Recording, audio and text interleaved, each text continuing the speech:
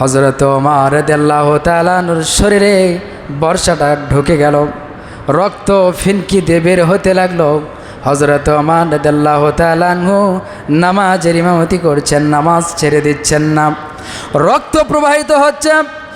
এক পর্যায়ে হযরত ওমর রাদিয়াল্লাহু তাআলা আনহু আব্দুর রহমান বিন আওফকে ডানা ধরে সামনে দিলেন। আম্মা জান আয়েশা বলে, দুনিয়ার কোনো মহব্বত ভালোবাসা আমার নবীজিকে আটকাইতে পারত না।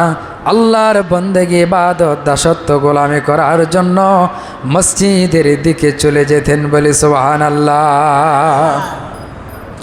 আম্মা জান আয়েশা বলেন, আমার নবীজি মৃত্যুর সময় জবান থেকে বিন বিন করে কি যেন বলছেন, চুপি চুপি গুনগুন করে আওয়াজ করে আমার নবীজি কি যেন বলছে।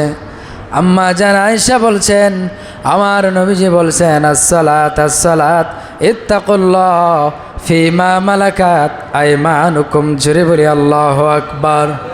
আমার নবীজি বলেছেন, ও আমার উম্মতেরা, তোমরা নামাজের ব্যাপারে যত্নবান হও, দাস দাসীদের ব্যাপারে আমার আল্লাহকে ভয় করো, বলি সুবহানাল্লাহ। হযরত ওমর রাদিয়াল্লাহু তাআলা আনহু নামাজের ইমামতি করছেন। এক পর্যায়ে জৈনক ইহুদি বর্ষা নিক্ষেপ করলেন।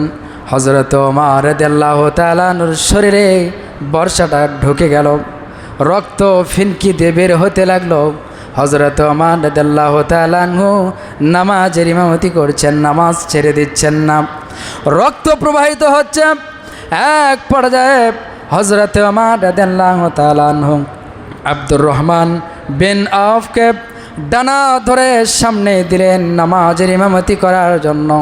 হযরত ওমর রাদিয়াল্লাহু তাআলা আনহু পেছনে চলে গেলেন, যাওয়ার পরে বেহুশ হয়ে পড়ে গেলেন।